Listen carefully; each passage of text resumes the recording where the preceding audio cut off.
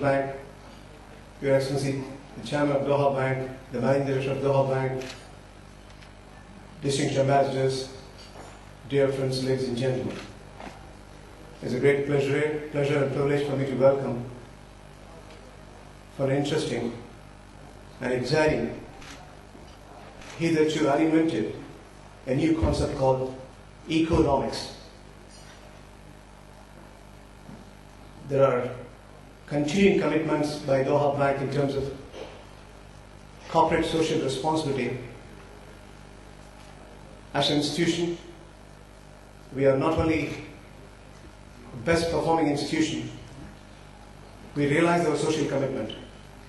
We realize our corporate commitment to contribute to this global unit. With this perspective in mind, we have initiated this, bringing the convergence of economics and ecology. That's the principle behind it. I'm going to detail you why we put this session in this planet. Before that, let me have the great pleasure of welcoming His Excellency Sheikh Abdul Rahman, the Managing Director of Doha Bank, to say a few words. Thank you, Your Excellency.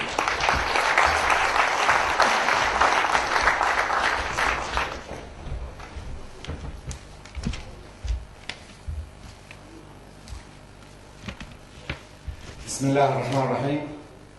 السادة الحضور الكرام، بالإصالة عن نفسي ونيابة عن إخواني أعضاء مجلس إدارة بنك الدوحة، يسرني أن أغتنم هذه المناسبة لأتقدم إليكم بعظيم امتناني وشكري لحضوركم لندوتنا هذه الأمسية، وأخص بالشكر سعادة الشيخ فهد بن فيصل الثاني نائب المحافظ على دعمهم ومشاركتهم معنا دائما في بنك الدوحة وزملائه في الجهاز المركزي.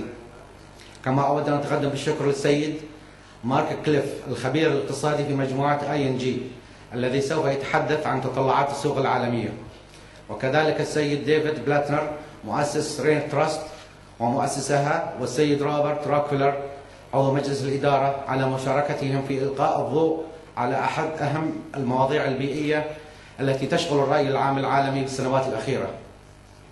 وأود أن أشير بأن اهتمام بنك الدوحة بالبيئة نابع عن رؤية البنك لما لهذا الموضوع من علاقة مباشرة وهامة على مستقبل البشرية من النواحي الاقتصادية والاجتماعية، وأيضا لما له من تداعيات خطيرة على تهدد مستقبل الإنسانية لهذا الكون.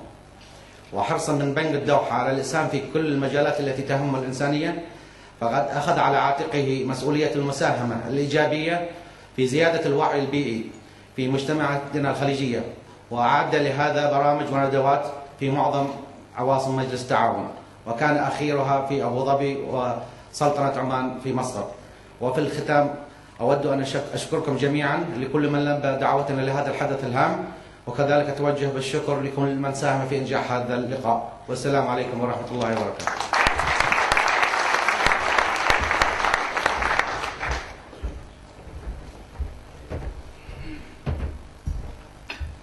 Thank you, Your Excellency Sheikh Abdul Rahman. Ladies and gentlemen, we had embarked on a journey, interesting and exciting journey, with the changing face of the financial vision, changing face of the world, changing face of the climate.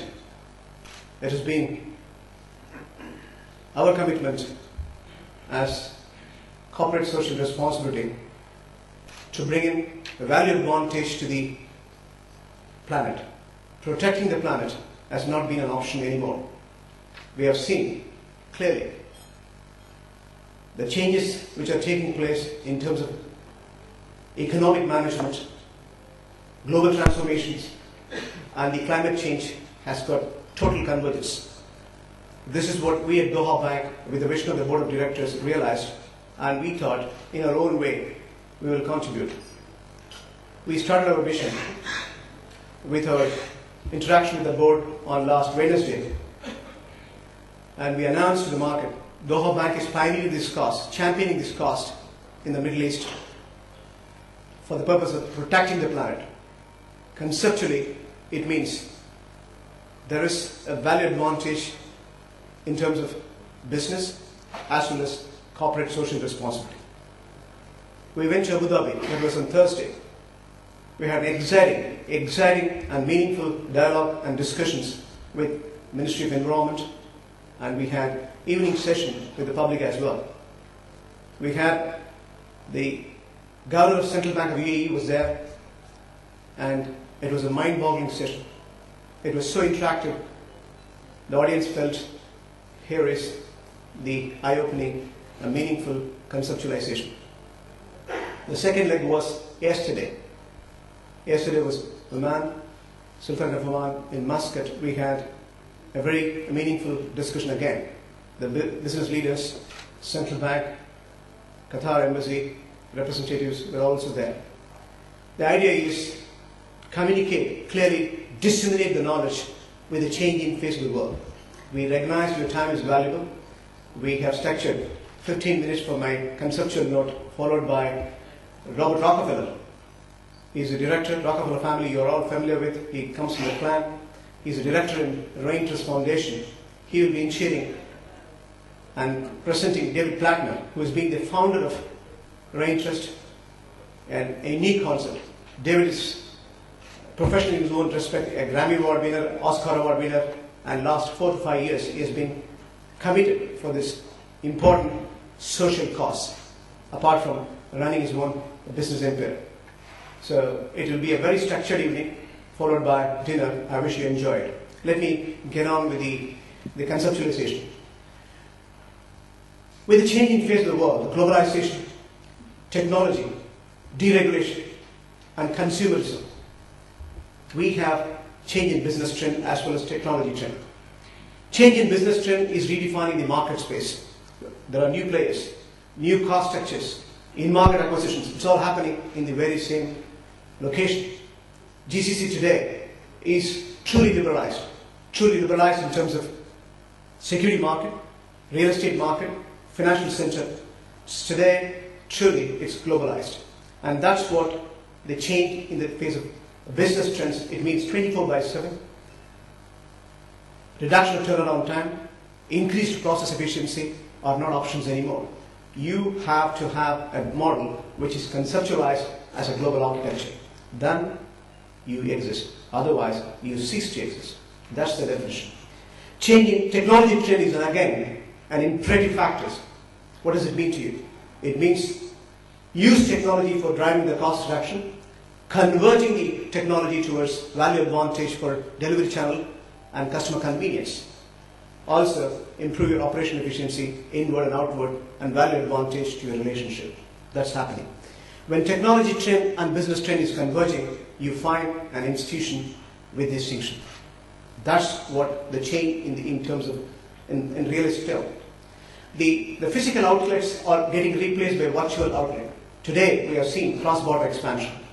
We have seen borderless banking. We have seen the capital flight from the banks to capital market and mutual funds. We are all witnessing in our local market, in the regional market, in global market. That change is also triggering through multiple points. Energy security has been a concern.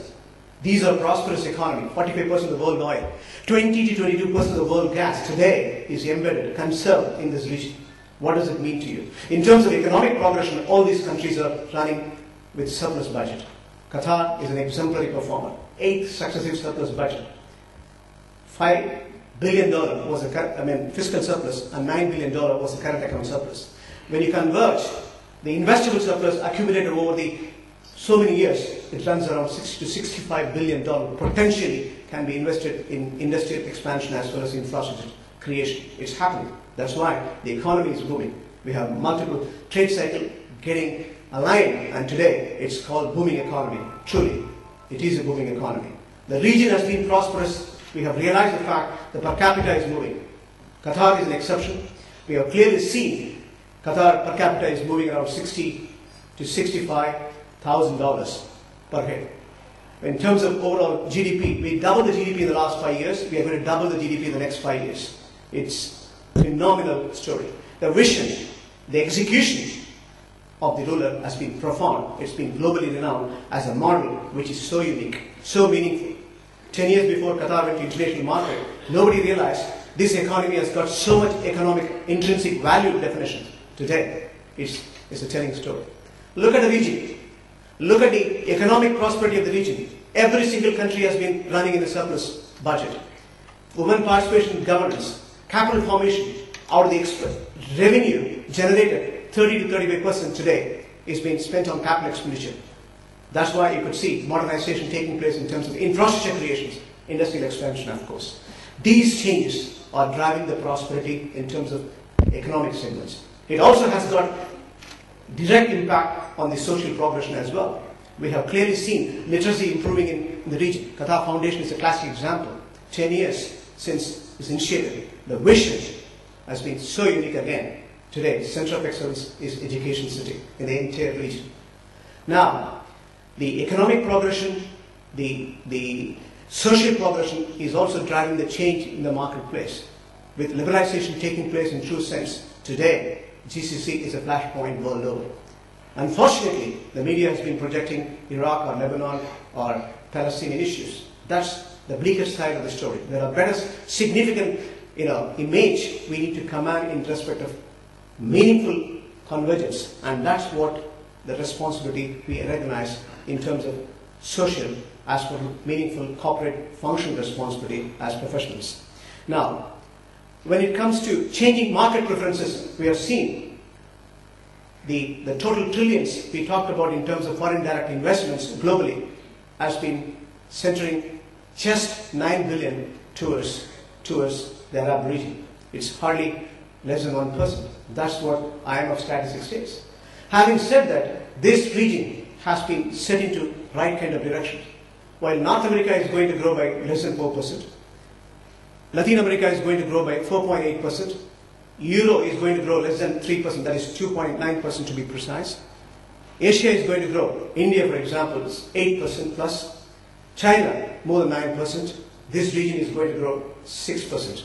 So there is potential opportunity for convergence in terms of economic progression.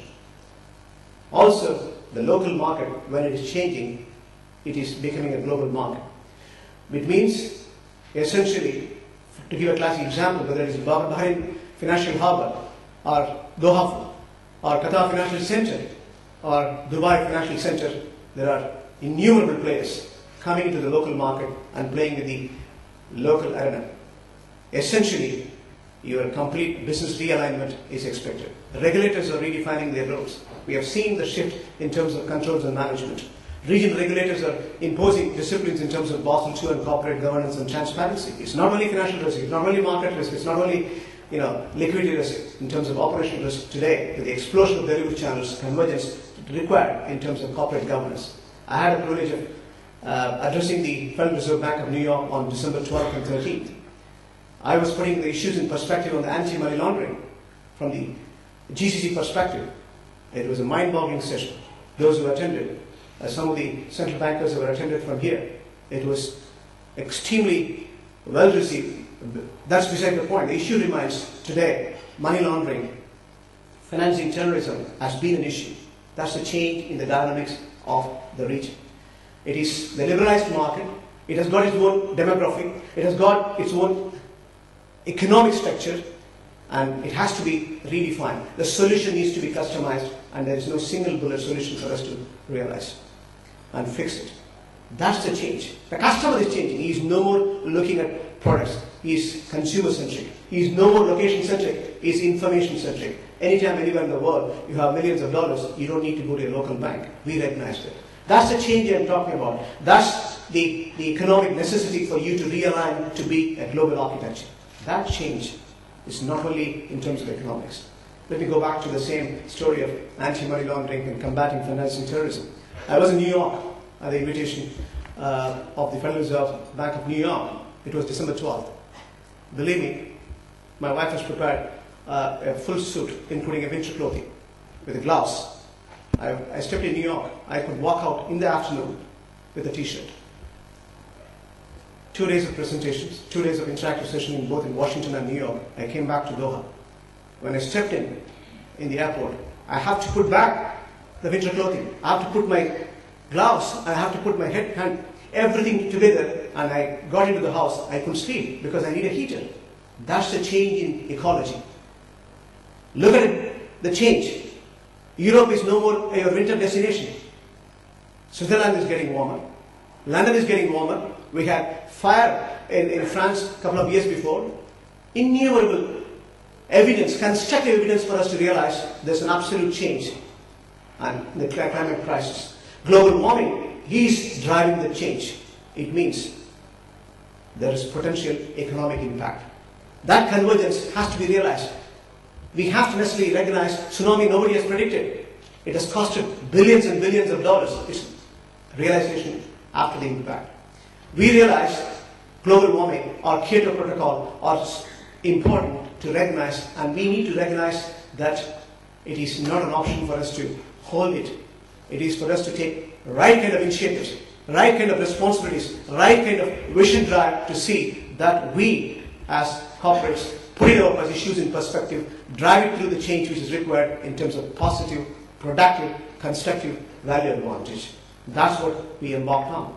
That's why I had the privilege of meeting David Plattner, and my board was visionary enough to understand and drive the change in the marketplace. Right from the Central Bank of Government of UAE, day for yesterday, today, the sensation, the temper which has been demonstrated ever since we initiated this concept in this region has been profound, quite meaningful, rightfully so, simply because we recognize this cause has to be championed. This meaningful notion has to be propagated, and we realize as a corporate responsibility to bring it, being important this initiative, economics. And that's precisely the reason we have two distinguished speakers today, ladies and gentlemen. One is our great associate ING. ING has been our forefront for us in terms of investment banking, private banking, and structured products. We have entered into a business advantage deal for mutually respecting our business values. A couple of years before, we are pitching products and services in the market. They are a friend and partner in terms of overall knowledge dissemination as well. Perhaps you will have the great pleasure of combining these two concepts in the coming next half an hour to 1 hour. And we have Mark to represent ING. He's the chief economist from ING. And let me have the great pleasure of welcoming Mr. Mark. Thank you, ladies and gentlemen. Excellency and distinguished guests, it is indeed an honour to be invited to this event. This is a very vibrant region which is fascinating for its own sake, but of course is increasingly important for the global economy and indeed for global politics. For us as economic forecasters, we have to be very aware of the political and social context when we're making our forecasts. This presentation, as you can see, is entitled Mirror Image.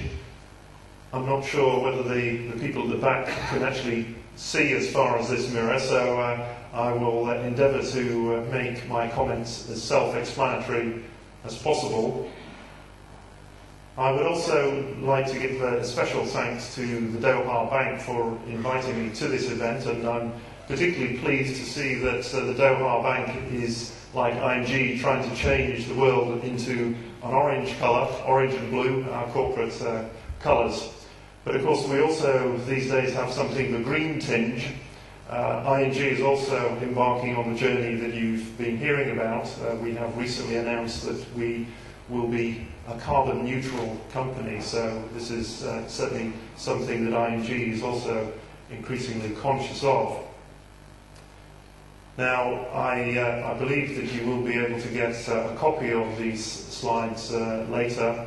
There will be soft copies certainly available to be circulated to all of you, so if I do take this rather quickly, be assured that you will be able to get hold of copies of this to study later at your leisure. So if you'll excuse me, I will take this relatively quickly. So, mirror image, what is this about? Well, the mirror image is a reference to the comparison between 2007 and 2006, in particular in the US economy. Our base case forecast is that effectively the profile of economic activity, of interest rates and exchange rates will be a mirror image of what we saw last year.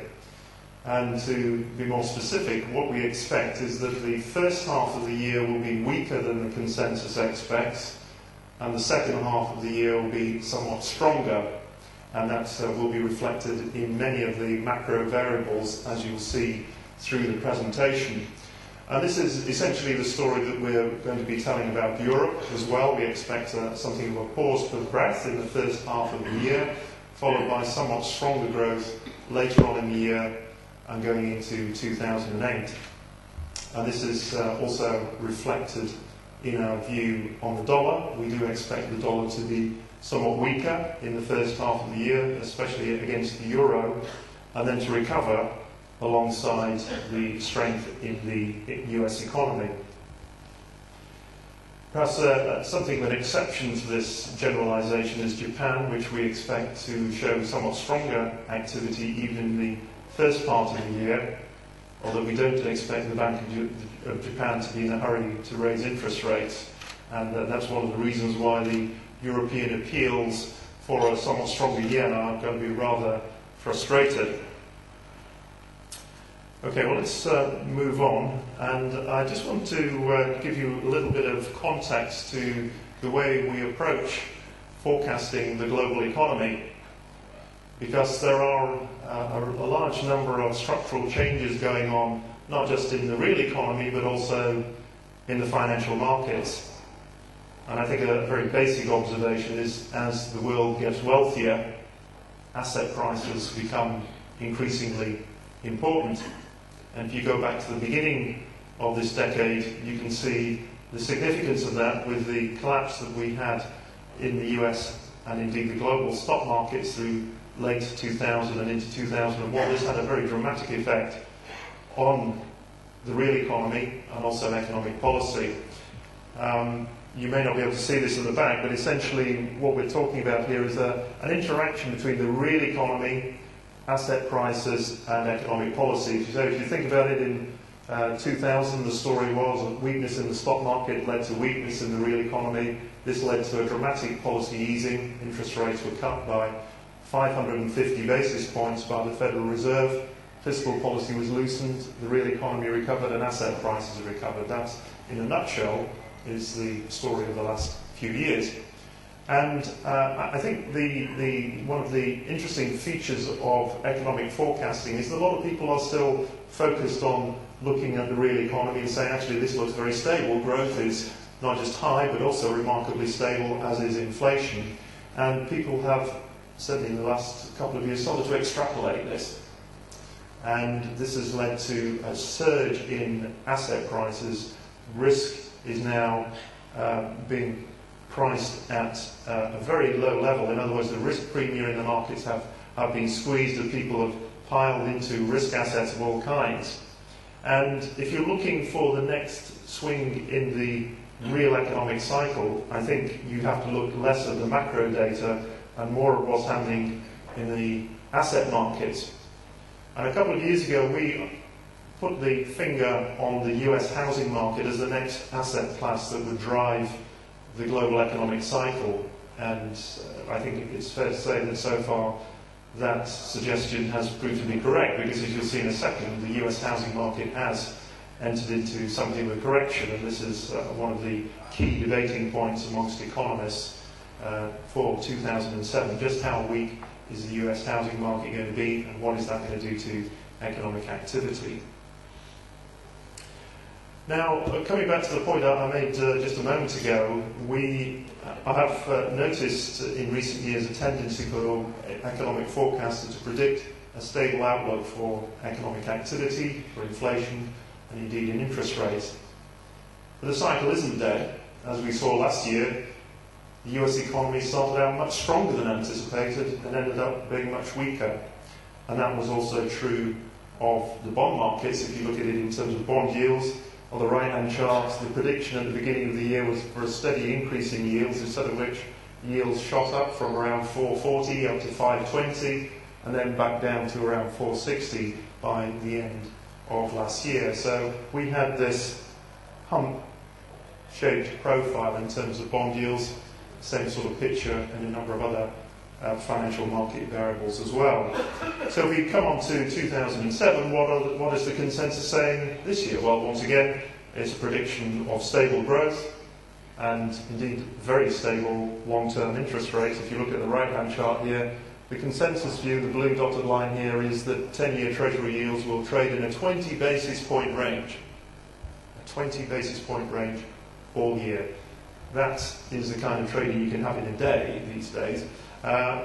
So our view is that we're going to see rather more drama in the outlook. We're looking for bond yields to actually fall through the first half of the year and then bounce back. This is the mirror image that I referred to at the beginning. Why do we say this? Well, the reason why we say this is because there is at least a mini cycle through the course of this year, partly as a result of what's going on in the housing market. And some of the figures in the housing market are truly dramatic. It's a stark contrast to the stability that you see in people's GDP and interest rate forecasts.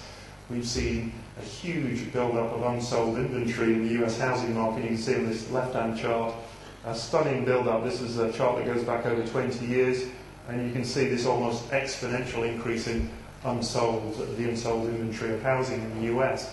Not surprisingly, the market works, and we do see on this right-hand chart what's been happening to house prices. At one point they were rising year on year nationally in the US at a rate of over 15%.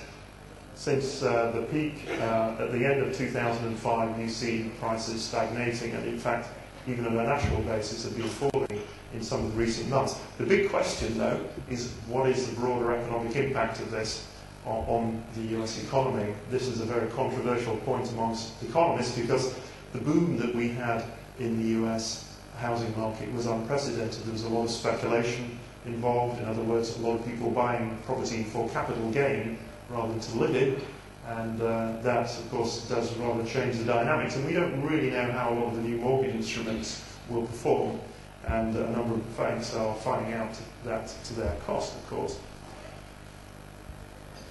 And this is going to have a very adverse effect on the consumer's cash flow. I won't go into the detail on this, but suffice to say, a lot of US consumers were borrowing more than they needed for their property transactions. This was adding to their purchasing power, and this process has gone viciously into reverse.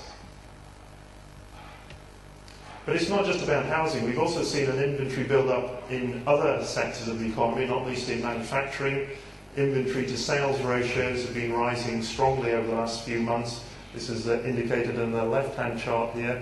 If you look at this and invert this variable on the right-hand scale, a decline in the blue line indicates rising inventory to shipments ratios. Reasonably close correlation now with industrial production. Industrial production indeed has been slowing down over the last few months. And this is reflected in slower growth in employment, not just in the housing sector. You can see on this right-hand chart, this is year-on-year growth in employment in construction, real estate broking and what have you, has been decelerating. Manufacturing employment also turning down.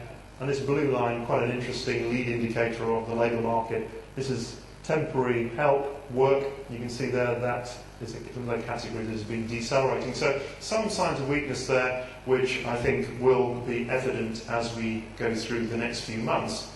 Because as you all know, we've seen quite a sharp decline in oil prices since last summer. This has been hugely beneficial to the US consumer. And this has, I think, rather concealed the adverse impact of the slowdown in the housing market. That process, of course, is going into reverse right now with oil prices nudging back up again towards a $60 level. So the question is, how deep will this downturn will be? Well, we think that it's not going to be too bad. We don't think that we're going towards an outright recession. Other commentators disagree with us on this. But we've looked at the precedent of a number of other economies that have gone through this housing correction process. Australia, the UK, for example. And we think that the damage can be contained, because although we are seeing some deceleration in employment, we're not looking at a collapse. And crucially, as you'll see in a moment, we do expect the Federal Reserve to be able to help out with a modest cut in interest rates. And we are now beginning to see the inventories worked off. Housing starts have already fallen substantially. In the US, industrial production is already moderated. And so we expect these inventory overhangs to be worked off fairly quickly through the first half of the year. And that's why we expect a bounce back in activity in the second half of the year. And as I mentioned, looking at the Australian and UK examples, it was remarkable just how quickly the housing markets in those two economies responded to signs of the central bank backing off from tightening. They stopped raising interest rates, and in the British case, of course, they actually cut interest rates when it became clear that the housing market was slowing down.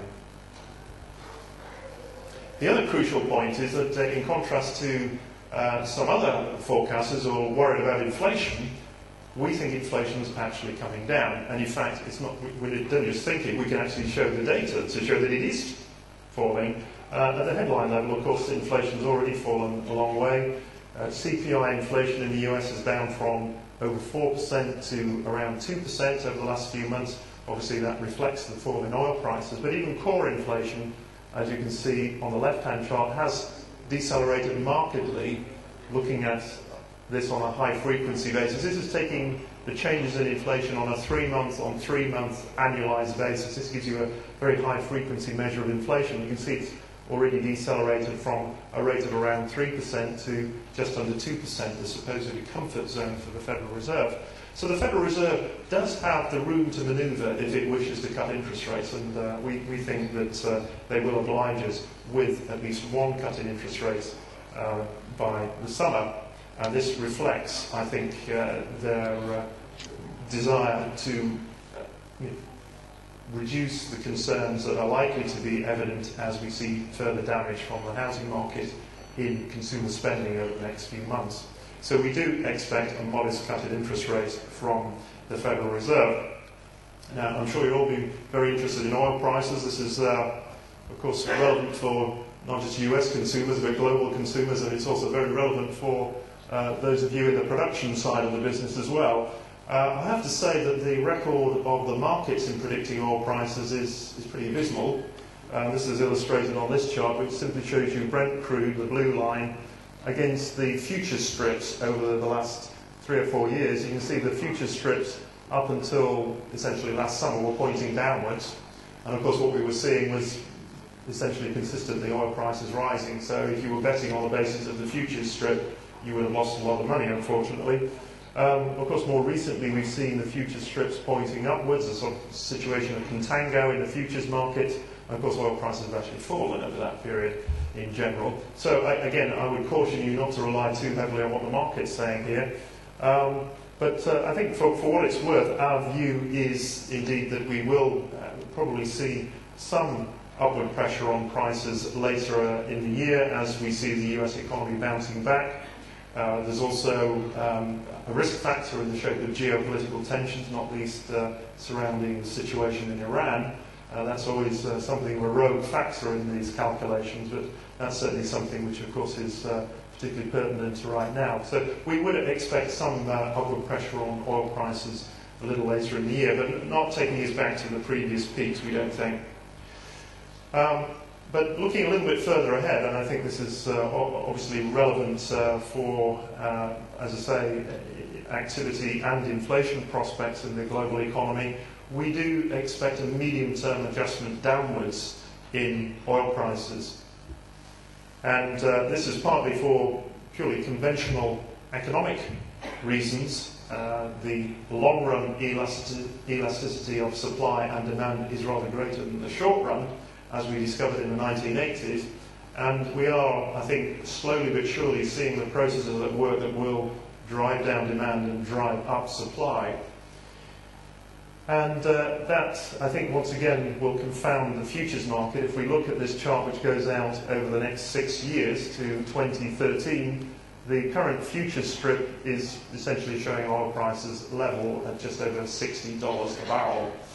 Our forecast is the orange line here. We have oil prices by the end of this period at around $40 a barrel. Still a very decent level, but clearly below what the market is currently discounting. As I say, this is partly for conventional economic reasons, as we see the processes of demand and supply responding to the current high levels of prices. But I think one key aspect, which is why I'm very interested to hear the new theme from the Doha Bank, is climate change. This is going to lead to very significant policy changes in the medium to long term. And I'm thinking in particular of the US, which of course is far and away the biggest consumer of oil, where I think there's been a dramatic change in opinion on this issue, partly for environmental reasons, but also, of course, for political reasons. I think it's now become a geopolitical imperative for the American government to do what it can to hold down world oil prices. And one of the ways of doing that is following the European example by raising the gas tax. I was nearly hounded out of town when I suggested this might be a possibility a couple of years ago. Now this is very much a common opinion, I think, and just listen to all of the leading contenders for the presidency on this particular point. So I think that's a key factor for the medium-term outlook. Anyway, coming back to 2007, looking at Europe, as I mentioned, we do have something of a soft patch to come in the first half of 2007. To be fair though, I think it's rather pleasing to see for the first time in 6 years that the growth forecast for 2006 was actually exceeded. The actual outturn was a lot stronger than anticipated last year. That was obviously partly because of the strength of the global economy and the strength of exports, but it was rather gratifying. Now, of course, unfortunately, there's been something of a shift in policy, and we are seeing not just monetary policy type, but also fiscal policy. The Germans in particular have increased VAT from the beginning of this year. The Italians also in the process of tightening their fiscal policy. So we do expect some softness in the first half of the year. That in combination with the European Central Bank continuing to raise interest rates, and as an aside, note the contrast with the US here, we also expect some further strength in the euro. These two factors combined will depress Eurozone exports over the coming quarters, and it will lead to somewhat weaker growth in the first half. However, we don't expect this to have a dramatic effect on growth. There is still some underlying momentum. The cycle is a little behind the US. Employment, in contrast to the US, is starting to accelerate rather than decelerate. Wage inflation is picking up a little bit as well. So personal incomes are in good shape. The other thing is that the corporate sector is doing pretty well as well. They've followed the global trend in terms of corporate restructuring.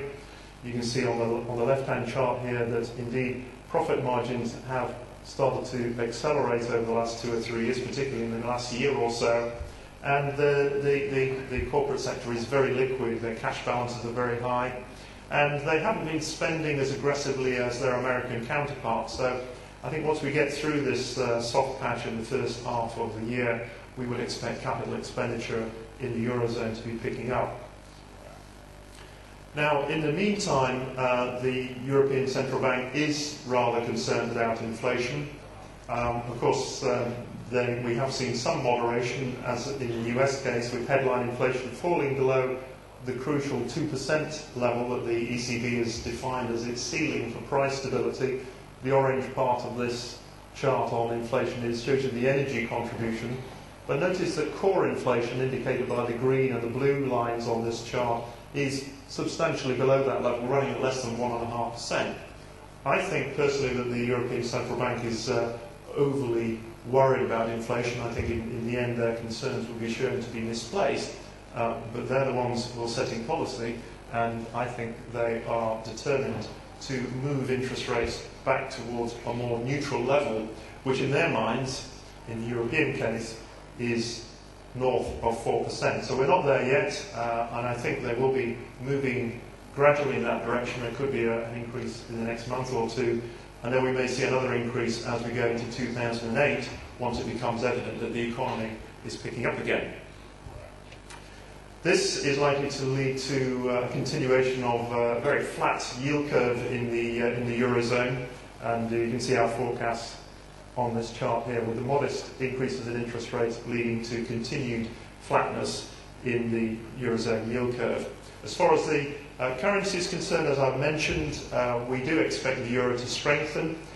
Obviously, through the first half of the year, we've got a combination of the Fed moving, if anything, to cut interest rates, while the European Central Bank is actually raising them. And for the moment, at least, the foreign exchange markets are very focused on interest rate differentials. And you can see here the blue line on this right-hand chart is the interest rate differential, which has moved in favour of the Eurozone, will continue to do so until the middle of this year, pushing the euro, we think, north of the 135 level on the dollar.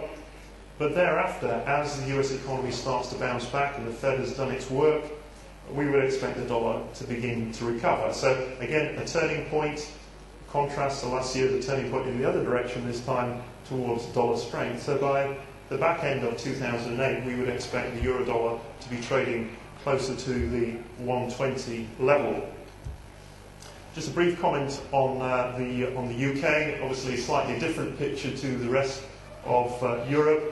The economy has grown very strongly. Again, the housing market, a key factor here, the housing market, at least until recently, bouncing back again, and this is the reason why the Bank of England has started to raise interest rates.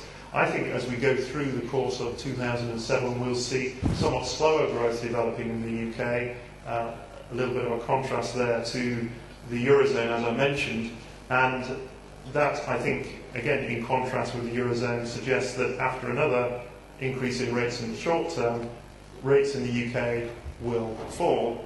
And therefore, we think sterling is very close to a peak, although I think there's a good chance that sterling will break through the $2 barrier against the US dollar. I think that will be short-lived, and we'll see the sterling rate moving lower by the end of the year. Just a brief comment on Japan. Growth, I think, is back on track. There's some nervousness about the consumer, but certainly the corporate sector has done a great job, I think, in improving its situation. Balance sheets have been improved. We've seen a rundown of debt over many years now, and profit margins have been improving. And I think we will see reasonably strong growth through the course of this year, if anything, somewhat above trend. Inflation not moving up very much. I think obviously in the short term we're going to see inflation moving lower, courtesy again of the previous declines in oil prices. So the Bank of Japan isn't going to be in a hurry to raise interest rates, as it indicated last week, but it will be eventually raising rates again, we think probably in the early part of next year. And as far as the currency is concerned, with the relatively slow progress on the monetary tightening in Japan, I think the European appeals for a stronger yen are effectively going to fall on deaf ears in Tokyo, and therefore I think we will see the yen remaining comparatively weak, certainly vis-à-vis the euro.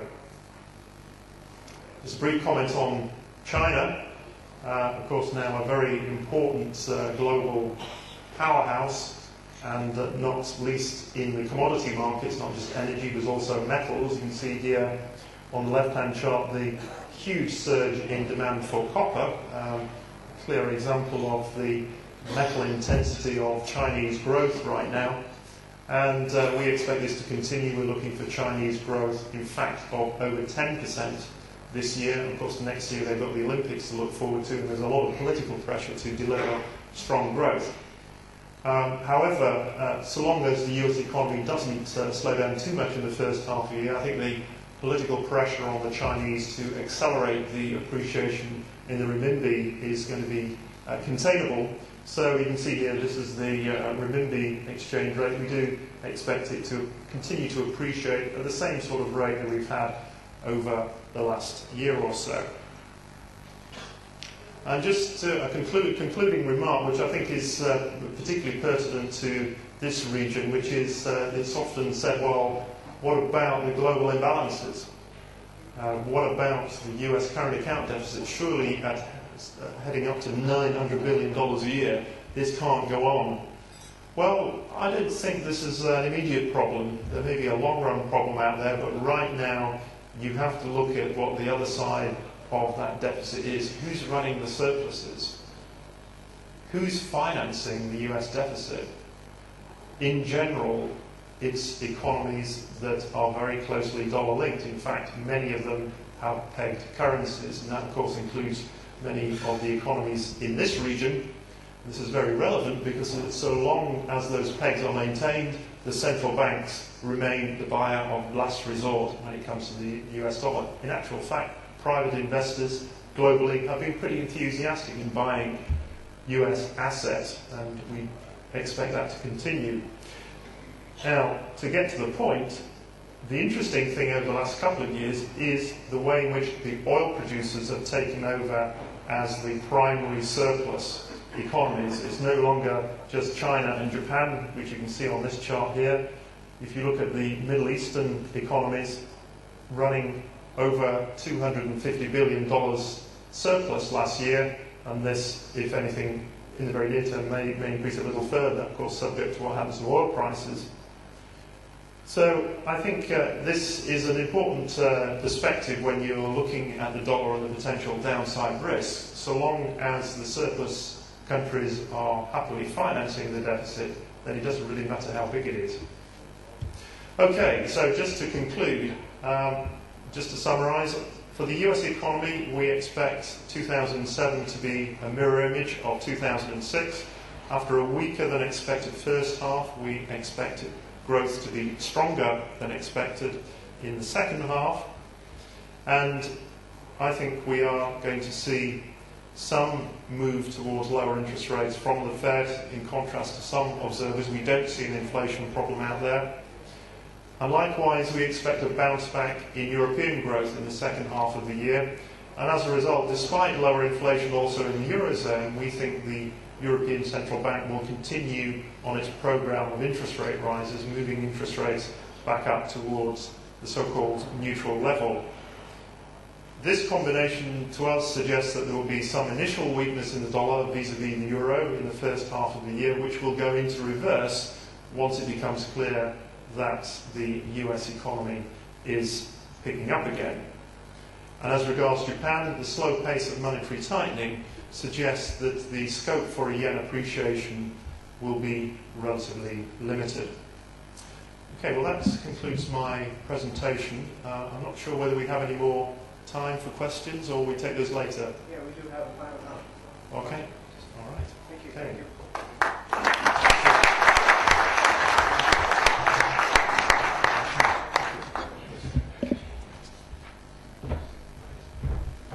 Thank you, Mark, and I think it's a wonderful presentation. Some of the points which you mentioned is quite worth noting as such. Oil price has to come down to $40, and effectively he said that will contribute more than the current terms of $60 because alternate source will not be opted. That's an interesting point. Similarly, Japanese currency as a funding currency is a very interesting point because they yield more as overseas bonds. Interestingly enough, he has touched upon US as well as Eurozone's very interesting outlook. Right, ladies and gentlemen, the next subject is quite warming, that is global warming and climate change crisis. To put you in perspective, before David Plattner comes and present the climate crisis, I have a very interesting personality, Robert Rockefeller. Robert Rockefeller has been one of the pillars of rain-trust foundations, like Doha Bank has joined the team in combination of supporting the social cause. He has been the director for the Asian countries, ASEAN and China, and he comes from a very distinguished family, a very highly respected business person, and his commitment to rain-trust has been quite exemplary. Ladies and gentlemen, let me have the great pleasure of welcoming him and ask him to say a few words. Robert Rockefeller, thank you.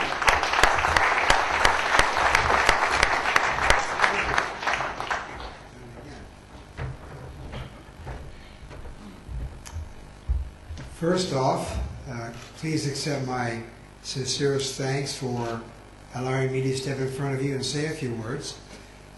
It's always a pleasure to be in a new country in which Qatar is new for me. I haven't been in the Mideast for over 10 years, and I'm amazed and delighted at the growth and the beauty and the taste and the sophistication at how the Middle East countries have spent their capital to build world-class structures and businesses, and that's just beautiful. My main purpose here is to introduce David Plattner, who's actually the heart and the brains behind Rain Trust. But I want to give you a brief couple moments to tell you a little bit about Rain Trust. And the reason it's called Rain Trust is that the rainforest, mostly the Brazilian rainforests, and a handful of other rainforests around the world are the lungs of the planet. And anybody who breathes air has a lot to thank the rainforest for. In David's presentation, he will talk a lot about the rainforest, so believing that the more you understand it, the more you will be, what should I say, motivated to do what you can to help or assist or aid or abet what any ecological foundation or movement is trying to do. There's a Chinese term, same word for crisis and opportunity.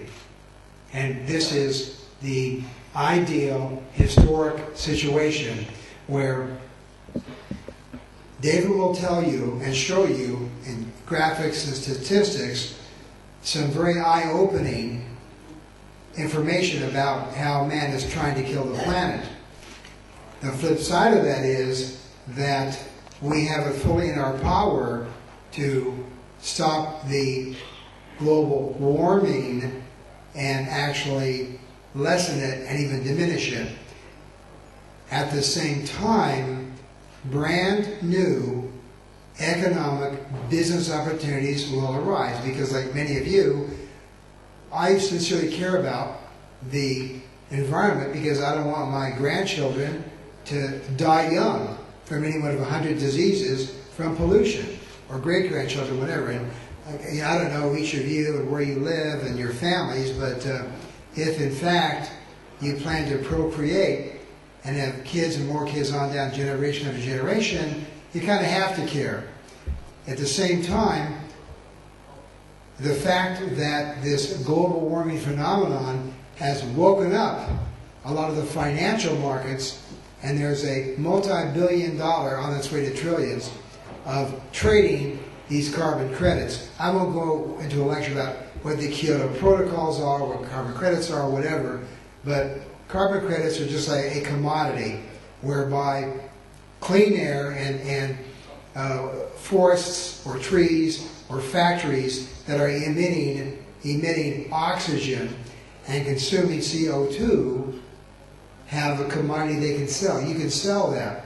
The dirtier countries, I mean the countries that have way too much pollution, including the United States and a lot of Europe, vigorously need to purchase these credits because, well, not so much the U.S., because the United States elected not to sign the Kyoto Protocol, mainly because it presented a huge contingent liability. However, all of Europe has, and now the European governments are putting into place incentives and punishments for industries of any kind that don't clean up their emissions. And the punishments get bigger and bigger and bigger. A lot of the third world countries that signed the protocol were given much lower standards. Although China, for example, which somehow is considered a third world country, is by far one of the biggest polluters on the planet because, as you know, they burn coal. And you can spend a month in Beijing and see a blue sky one day a month. But, however, I have business in China, many of your friends, but that's just a fact. In any event, I'll segue to David now. We have a term called Renaissance man. A Renaissance man or woman is someone who, over their lifetime of, let's say, 40, 50 working years, or in my case, 60 or 70 working years, actually changed careers, not careers. Like you may be a lawyer, then decide to change career again and again and again, and literally change your career. And in many countries, the tendency, the habit is to get your job, whatever it is, a professional job, technical job, and you do that your entire life, which is fine because that's stability and that's peace of mind out of people who have been bankers for 40 years. Insurance people, 40, you name it. However, David is a very creative guy. And I want to say that in that very often the business world views visionaries a little bit askance because they're not really academic, but there's many, many visionaries in every country, in every industry. For example, Walt Disney, who created a company that ended up generating trillions of dollars, thousands of jobs, huge benefits to shareholders, building the first theme park, Disneyland in Anaheim. Every single bank laughed at him and said, who wants to pay to go to a place and see Mickey Mouse or ride on a whatever? He finally got it financed, and the rest is history. Cumulatively, the out-of-home entertainment business is a multi-billion-dollar business, and most every country has one or another kind of a theme park. Some of the mega ones, whatever. And now the real estate development business, especially look at some of the beautiful new buildings in the Mideast. They're themed buildings. It's not just bricks and mortar, and there's themes where they actually add value to your visit by letting you see and experience fantasies. If you ever go to Atlantis in the Bahamas, it's unbelievable. But anyway, getting back to David. David is a Renaissance man. And in his career, he has been a filmmaker, a musician, and a music publisher. Latterly, as a creative guy, he got into the real estate development business, themed real estate, and did a number of huge projects. And today there's about 150 million square feet of David Plattner designed facilities around the world, including the redevelopment of Niagara Falls, Universal Studios in Florida, and the list goes on and on. But he did that for a while and was fortunate because of hard work and some gifts to be very successful. Then he started a company, an entity called which I love, called the Social Venture Network. And I think this was back in 1990 or so. And it was really ahead of its time. What David and the other founders did was recruit companies, some of the very large companies, but these were companies that, of course, they had to make a profit because they had shareholders. They had debt service, they had payroll, all the things that business needs. At the same time, they had a heart, and without being forced, they aggressively supported humanitarian programs and projects. Okay? And of course, this was long before the fervor over environmental concerns raised its head. In any event, a lot of the lessons of dealing with that group, which by the way came to be nearly 1,000 members with a cumulative value of nearly $200 billion. So there are many companies out there that are successful, that are well run, savvy guys, know how to make a profit, because profit is not a dirty word. And at the same time, they're humans. And I'm not going to preach to you or be a bleeding heart, but we are humans. And in one way or another, we should share some of the responsibility. In David's presentation, and then I'll get off and David get on, between the rainforest and all it means, and some of you may have studied it in school a little bit or a lot, but the statistics are amazing. In fact, it's been called the Fort Knox of the world, because if you calculate the value of all the resources, including the oxygen it puts out, but also all the different pharmaceuticals and medicines and foods and you name it, it's a huge, huge resource on this planet. And Rain Trust, through our commercial division, which is Rain Trust LLC, can in fact, because of its extensive rights to millions of acres, can in fact, but we call that sustainable business, extract many of those resources for global distribution. But getting back to the rainforest, is that the true facts are that now the businesses are destroying the rainforest. They're literally burning, I think it's 18,000 acres a day. You do the math, annualize it, it's astounding. But Rain Trust is a company that has solutions. And David will give you a good look at all of those. And I don't want to take any more of David's precious time. But thank you for letting me share with you.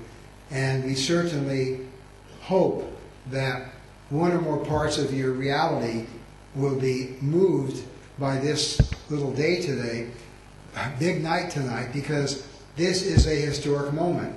It's unprecedented in history. Unprecedented, and you'll see why. Thank you very much. Please give David your attention. Thank you.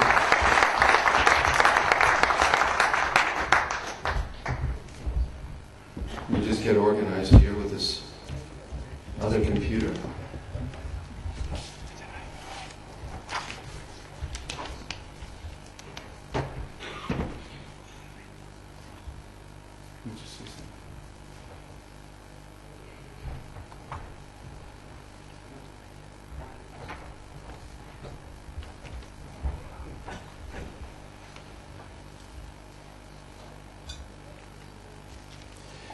Thank you very much.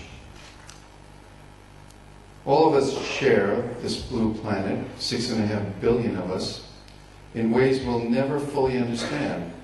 But the looming crisis over global warming is teaching us just how connected we really are.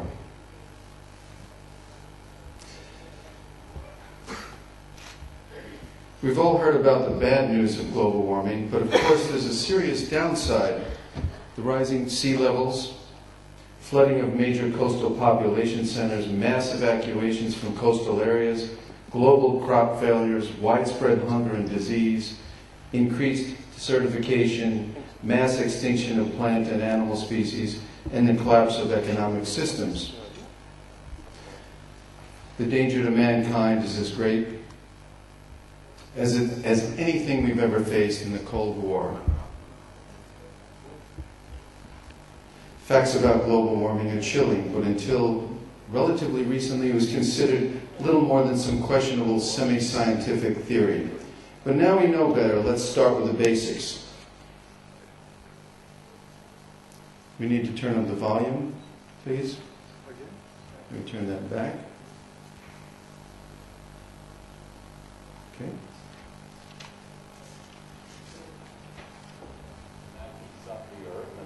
Some of the radiation that is absorbed and warms the Earth is re-radiated back into space in the form of infrared radiation. And some of the outgoing infrared radiation is trapped by this layer of atmosphere and held inside the atmosphere. And that's a good thing because it keeps the temperature of the Earth within certain boundaries, keeps it relatively constant and livable. But the problem is this thin layer of atmosphere is being thickened by all of the global warming pollution that's being put up there. And what that does is it thickens this layer of atmosphere. More of the outgoing infrared is trapped. And so the atmosphere heats up worldwide. That's global warming.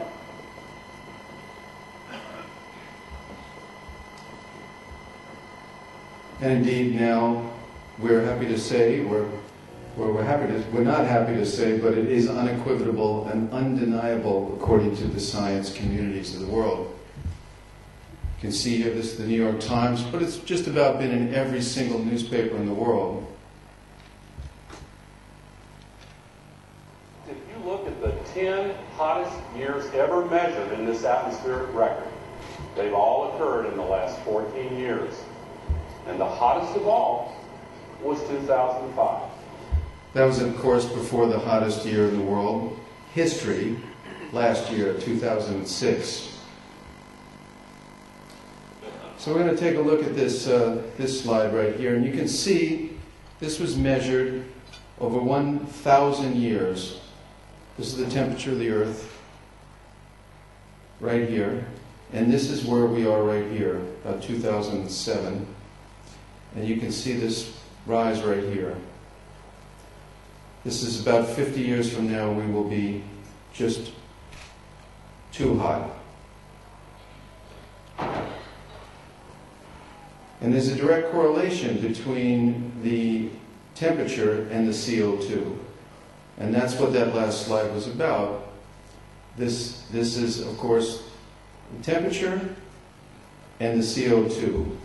So naturally it has to do with the CO2 levels, and they're rising, which shows the concentration of the record temperatures. All the planet's mountain glaciers are melting. Remember the snows of Kilimanjaro? Well, those are memories right now.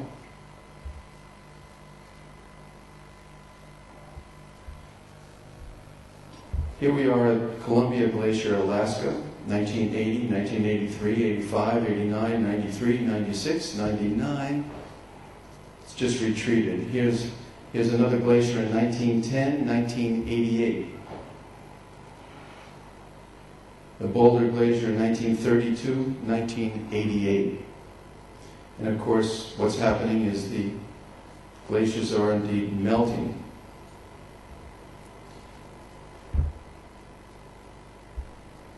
At an alarming rate. And of course, this causes the sea levels to rise, and will continue to do so, potentially creating hundreds of millions of environmental refugees. Remembering that we're 6.5 billion people, where does the people who live on the real estate, where do they go? So far beyond anything the planet has ever experienced, you can see here, with a 20-foot rise of the sea, we lose Florida, we lose Holland and north up here. And in Central Asia, which includes this region, we're sitting on right here, according to the science, we lose part of Qatar, the 20-foot. And over here, we see these blue areas, which are the lowest levels right here on the Earth.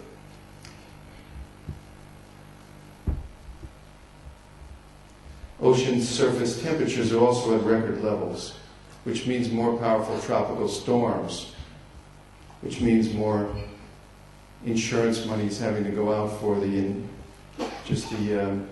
tropical storms that we experienced last year.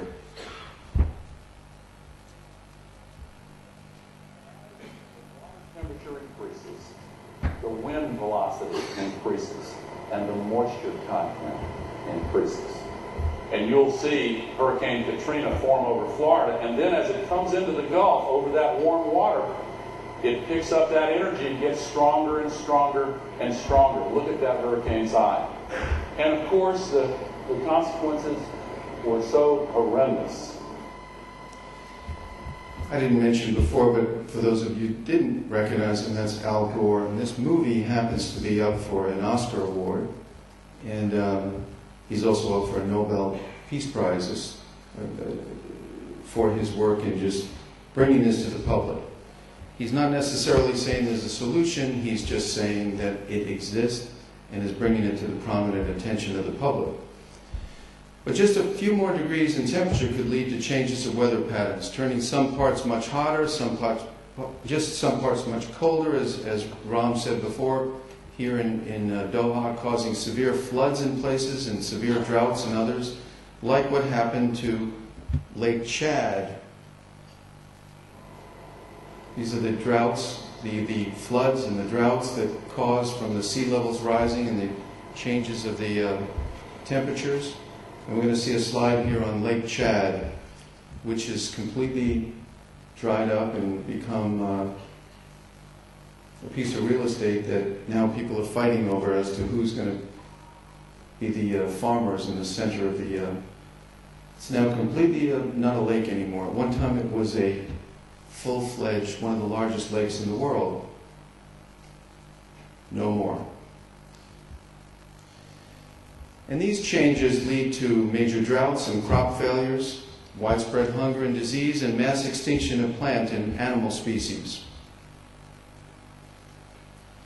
Recent studies indicate that things could get even worse sooner than we thought. The North and South poles are melting faster than expected along Greenland. Oops. How do I get back on that? Someone help me? This is a new technology for me here. Thank you.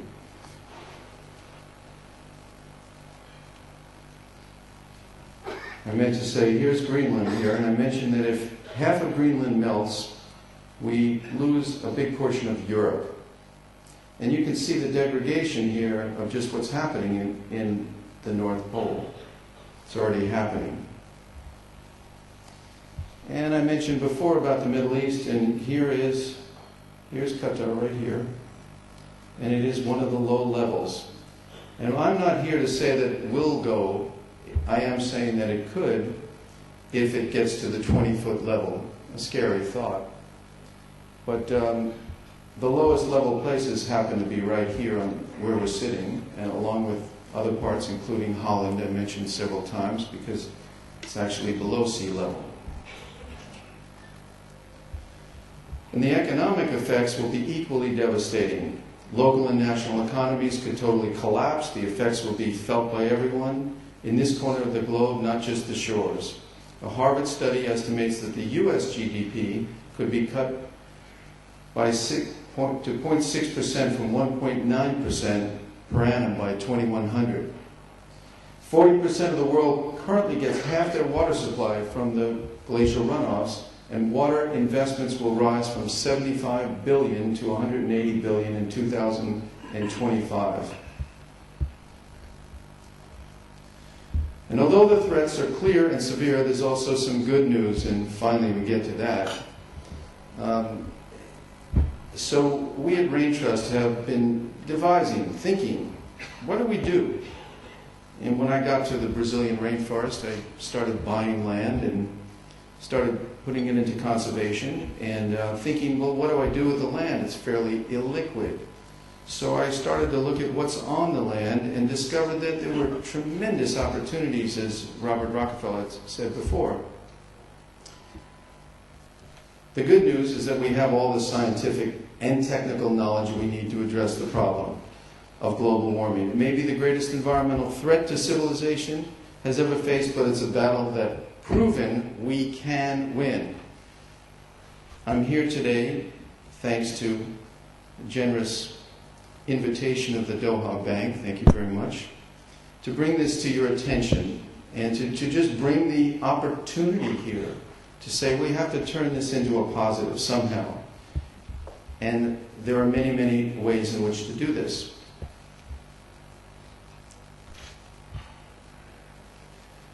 We have enlightened leaderships here in the Middle East.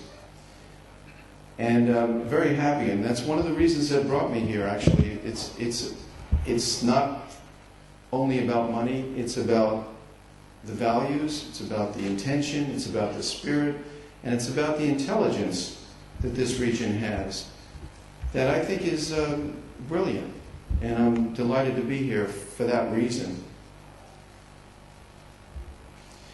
In our own strange way, the fight against global warming is our best opportunity to create positive change on a truly global level through the power of the marketplace.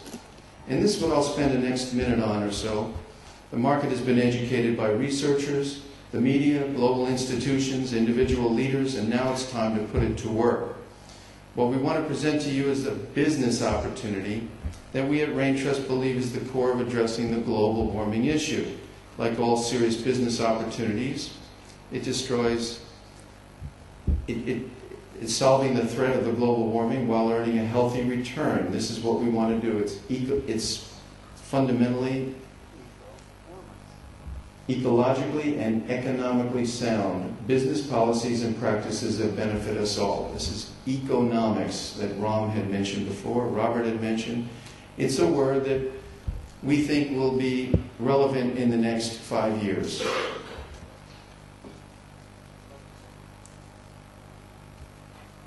And at the Rain Trust Foundation, we're fighting global warming by tapping the power of the global market, the heart of the world's most innovative, comprehensive rainforest conservation program. We're protecting the future of the forest by supporting environmentally sustainable projects. And we're doing this through partnerships, eco-partnerships, socially responsible companies and investors who want to make a profit while making a difference. Companies that are ready to work. And I may add that the Ing Bank, our colleague here, is such a bank. It's a bank that has adopted the policy. Dutch, in its nature, has been thinking about these kind of sustainable projects, and it's one of the leaders in that field. And we're looking to work together in ways that we would like to forge the same way with the Doha Bank. Companies are ready to work with the international network of our foundations, leading governments, non-governmental organizations, as well as our marketing partner, our LLC, which is the profitable venture of our company. You can see here we started with a sponsor an acre program. When we got up to millions and millions of hectares, we said, what do? We offered acres to individual people, sponsorship, where they get GPS coordinates. They can go to the acre, they can see it, touch it, feel it, and we take them there. And we charge basically $100 per acre, and gives the people the right in perpetuity to actually go to the forest. And that's one way, and we take the money and we put it into what we call sustainable projects. Sound?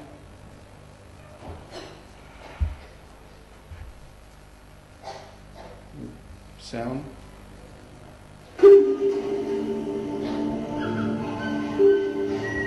Our planet has a natural defense against global warming, our rainforests. And at 1 billion acres, the Amazon is by far the largest rainforest on Earth.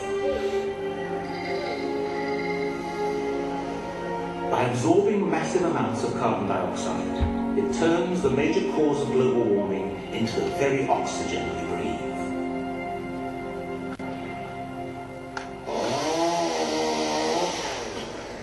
But every day, 18,000 acres of the Amazon, the lungs of the planet, are deliberately destroyed,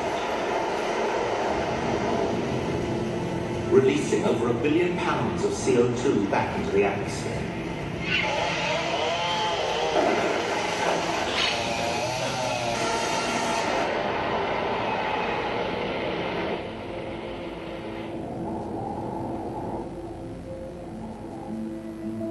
The planet needs the rainforests. Now the rainforests need you. Welcome to the Rain Trust Foundation. We're protecting the rainforest and the planet, 1 acre at a time. And now you can too, with our unique Protect an Acre program. See how Rain Trust is making a difference by supporting environmentally sustainable businesses that tap the power of the global marketplace.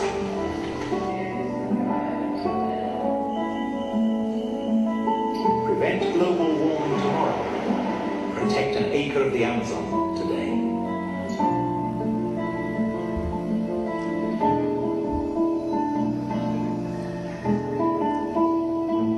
So we use the money to plant trees.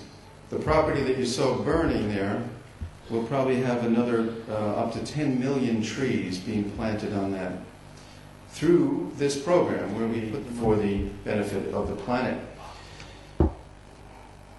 Rain Trust economic policies and practice follow strict guidelines in social responsibility and financial accountability. Because at this point we no longer have the luxury of pursuing one without the other, and will gain much more by following the economic principles. Going back to the UN report on climate change, if you look beyond the ominous headlines, you'll see some good news. It said that global warming and its harmful consequences could substantially be blunted by prompt action. So the Earth has a little cancer, but we can deal with it if we get behind these sustainable projects. Some of us may choose to sit by the sidelines, but collectively we have no choice. It won't go away. We must invest in our planet, or leave our sons and the sons of our sons and the daughters of our daughters a world that will far exceed our worst nightmares. But as I said, fortunately for the planet, there is a serious profit in dealing with this very serious problem. And I'm not talking about investing in oceanfront property, still miles from shore. I'm talking about the economic principles. In order to understand the economics of global warming, we need to appreciate the rising tide of the eco-consciousness that is motivating and sweeping, I may add, America. Despite the Kyoto Protocol, which has not been adopted in the United States, I can say securely that the American public is clearly interested in buying eco products, in doing something, in recycling. They need leadership in terms of being told what to do, what to buy. So this opens up, of course, a multi-trillion-dollar market. So they're hungry, people are ecologically responsible for sustainable businesses, and if we in this room come up with more solutions and more market products, the profit capability is there. And of course, saving the rainforest is critical to the planet.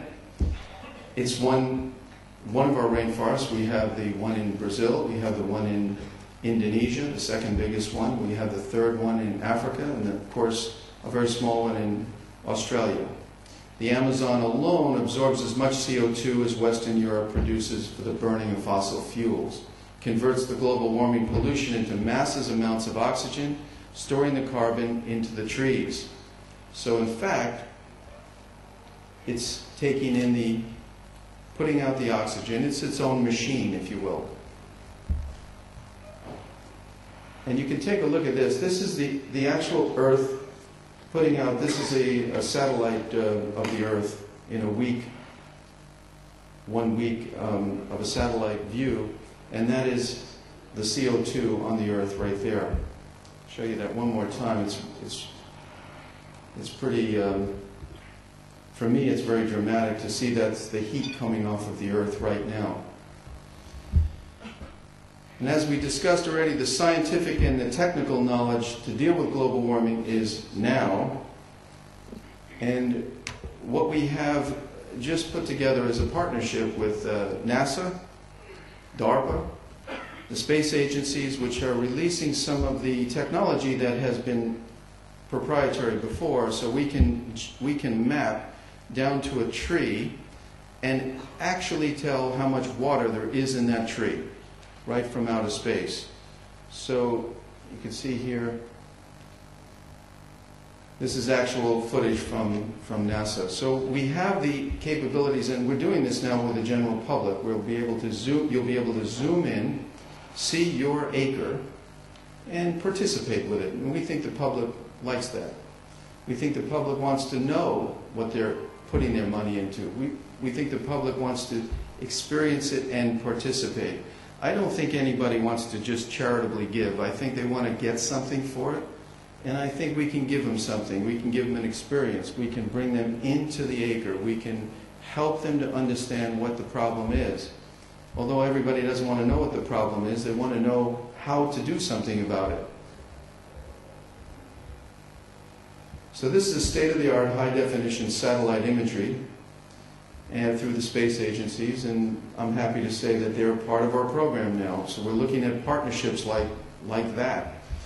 We're also dealing with other scientific breakthroughs, including, this goes to the core of carbon credits, by the way, for our friend here at BP, and this is applied marine biology. We're looking at taking, and we have right now, plankton. Plankton is thrown into the sea, it absorbs the CO2, takes in the oxygen, and this actually is a huge profit center because plankton doesn't cost the same as building a power facility, if you will, which generates carbon credits. So I'm happy to say that we're looking at technologies to take in the carbon and put that oxygen back in. By protecting the rainforest 1 acre at a time, it's basically a ripple effect. We're creating jobs, we're creating sustainable economies, and this is the motivation of all the people we're working with. We're working in, we just financed a microloan, a microfinance bank under our name, and this is actually with the Dutch government, and Axion. Axion is our market partner who has done $9 billion in loans over 20 years to 4 million people. And we'll be the first to bring the microloans to our forest. This is some of my property. And we have millions more like it. Creating jobs and tax revenues and education. And this is the reason we're doing this is not only for humanitarian reasons, but these are the stewards of our air. We have no choice. You know, this is the next generation that's taking care of it. As Robert said before, we're losing 18,000 acres a day, something like 2 football fields every 5 minutes. Just in Brazil, we're losing 240 square miles a day, square miles, which is the size of Tokyo in the world. That's because of soybean farming, logging, expansion, people's homes, parking lots, etc. So we're developing new projects, new products. Perhaps you can lower that a little bit. The economic projects are water. We have an amazing spring of water. One spring has over 1 trillion gallons of water, fresh spring water. It's been tested. It's no mineral traces. We have 3 springs right now. And we're looking to work with partnerships on bringing water around the world, both as bottled water or wholesale commodities. In the center there's arts and crafts. And over here, a whole line of food products, nutraceutical products, 400 pharmaceutical and nutraceutical products, face creams. It's believed the cure for cancer is in the forest. But yet, there's very little testing in that world. So we're creating innovative approaches. And here you can see, this comes out of my theme park business. So this is a little bit more interesting for those. And I invite everybody in this room to come to the rainforest. I will personally bring you up the Amazon. And we can go in this blimp here, camp out on the top of the trees. And you can see this blimp comes along and you hover there and stay there for a couple of days. So you bring your children, bring your friends, and it's an extraordinary trip. Volume, please.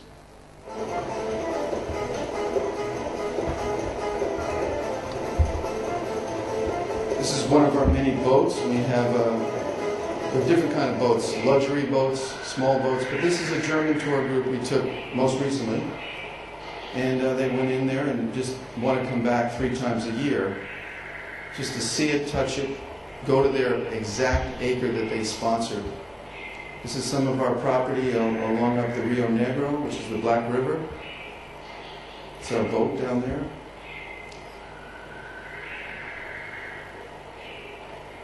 Something I think my editor thought was really interesting to look at, but don't let it scare you. We have beautiful birds. Here's the blimp, you saw it, and the ability to fly over the forest.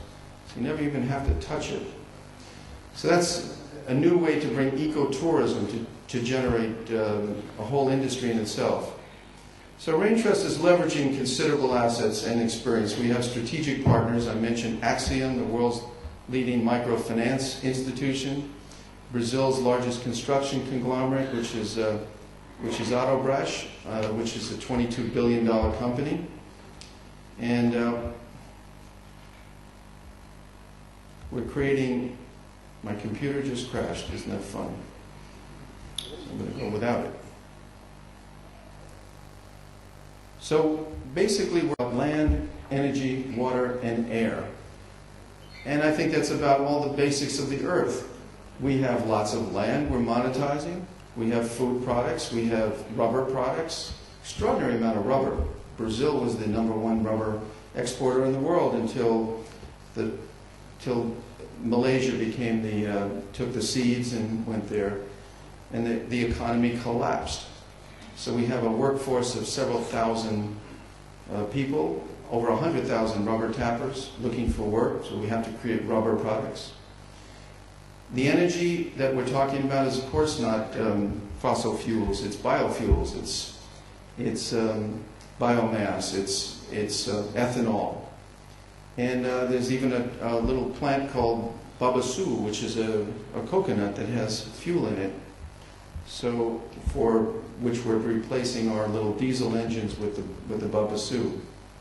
And of course, water and air. And the monetization of the air is through something that I don't have a lot of slides and we don't have a lot of time on, but we can talk about it. And I think that everybody's keyed in on what is the institutional answer to this whole problem. I've talked about the little things, the eco-tourism, the rubber, the water, and those are little, comparatively speaking, to the carbon credit market.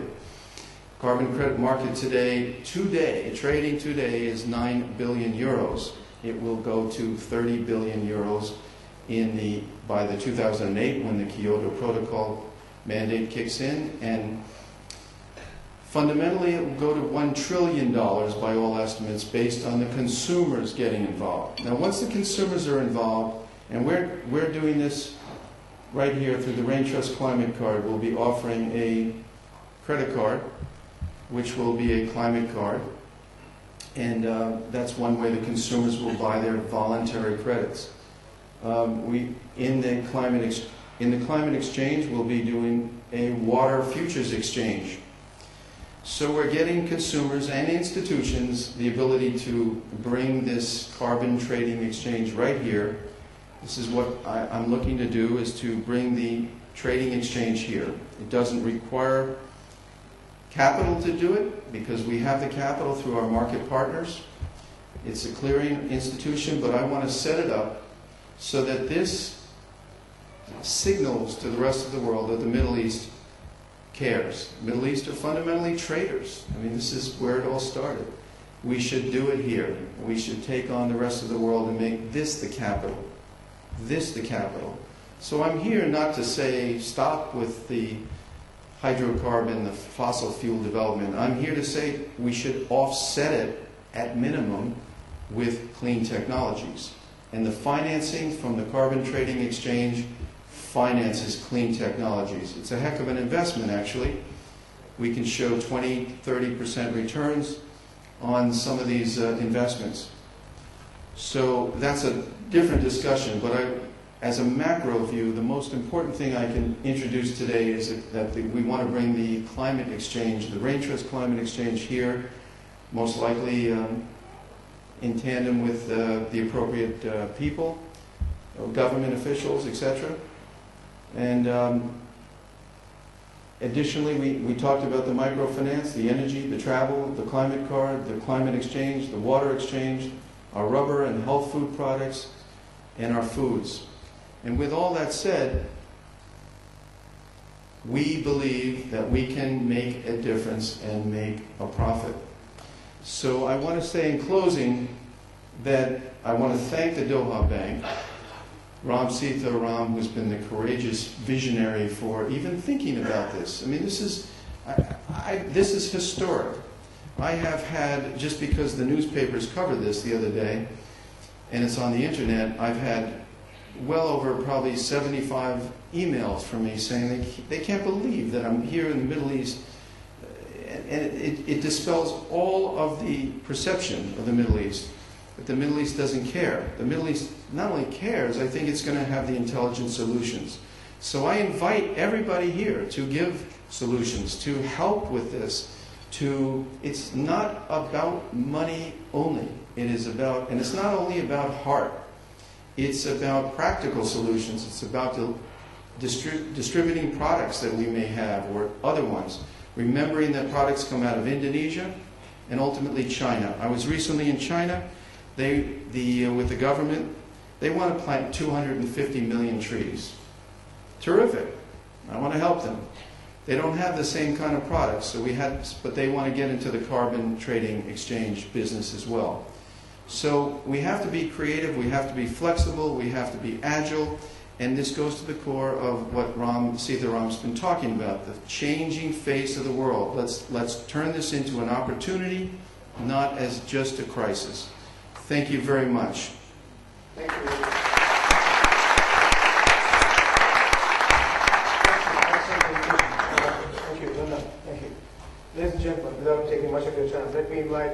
Mark as well as Rockefeller to the stage. If you have any specific questions, we can take it one-to-one. The time is running out, you're all due for dinner. Now, just before I conclude, any 2 questions we'll take. 2 questions. Can you switch on the lights, please? Yes. Yes, you've got a question. Mike, you have a hand mic? Can you pass it on to this?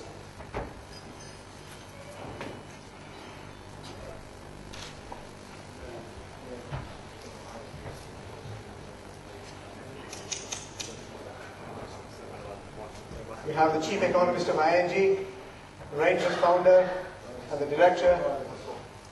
With great pleasure. Thank you for your presentation. I am Hassan Al-Jafari. I think, related to environment, that we would take only what we need from such environment, from whatever, environment or surrounding the earth. What I came to know that the Queen Elizabeth, before she sleeps in the evening, she would switch all the lights off.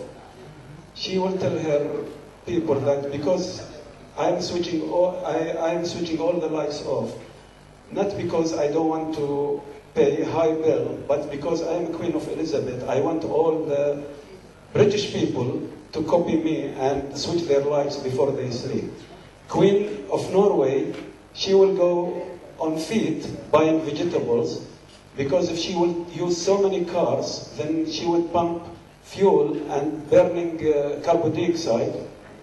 The billionaire number 13 on the wall, he's, I think, Swedish. He's traveling by metro because he's saying the car is designed for 5 passengers.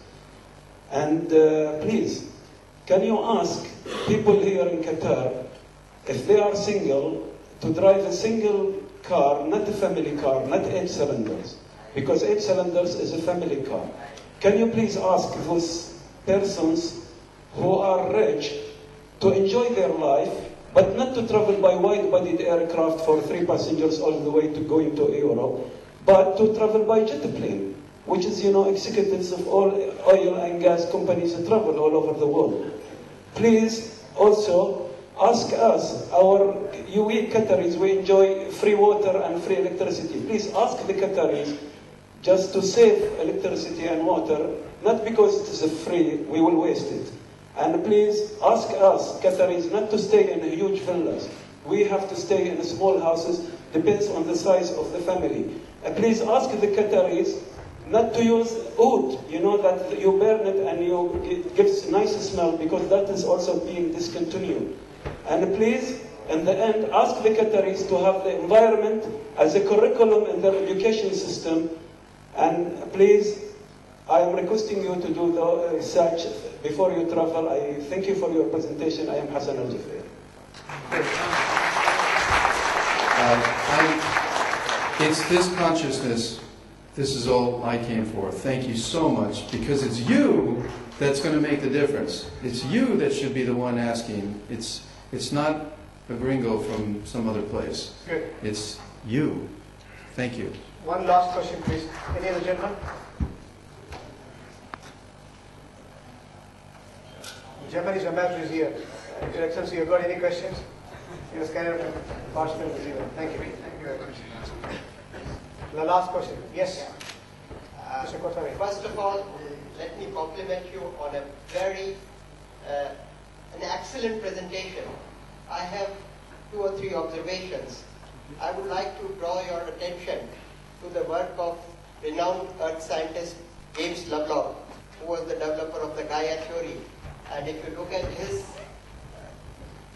work, whatever you do, rainforest is a very small fragment in recycling the carbon. It is the rocks, it is the plankton, and once the temperature rises, ocean temperature rises by 2 degrees centigrade, there isn't going to be enough currents in the ocean to sustain that kind of absorption of the carbon dioxide. So I think his observation is that it's a question of too little, too late. 2, I would also like you to react.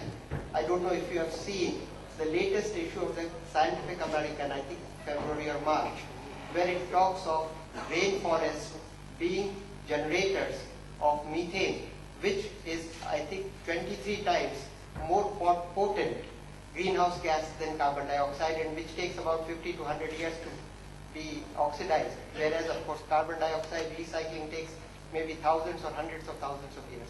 So I don't know how you react to these two. Excellent.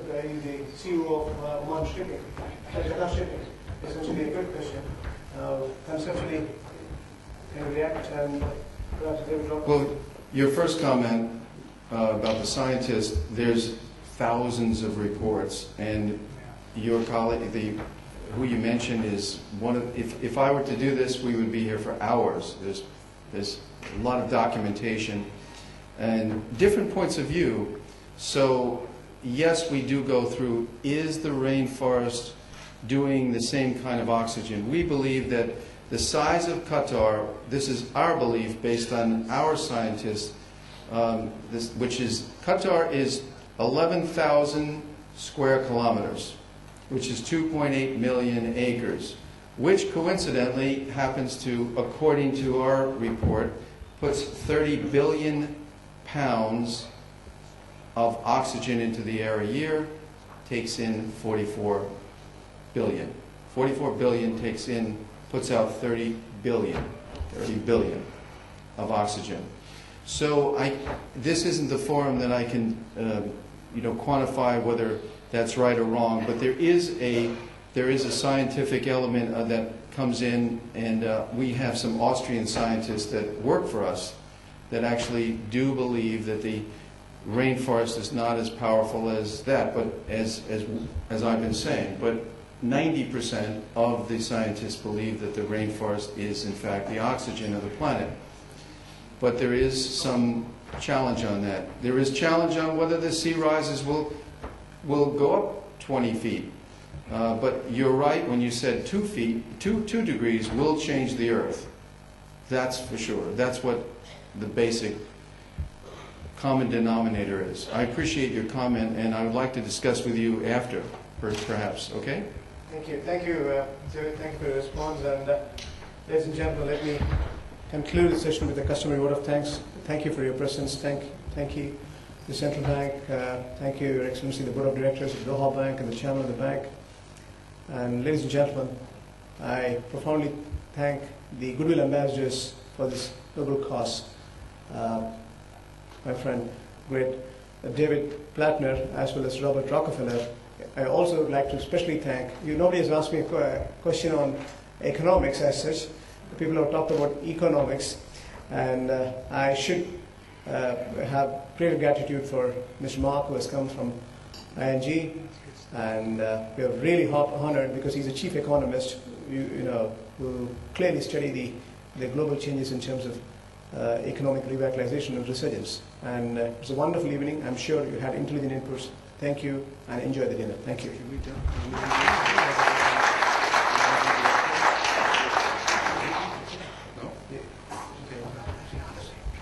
I have one more quick one here. I've become so thankful and appreciative of the vision of Ram that I asked him, could he be and would he be the managing director of the Middle East of Rain Trust Foundation and India? And he has in fact agreed, subject to board approval. But I'm delighted, and I want to give him a round of applause for even accepting that, subject to.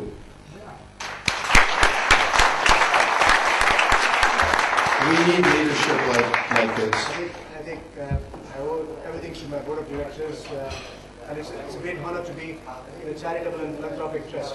If it's going to add value to this planet, as a decent human being, I would like to submit myself with our board of Central Bank.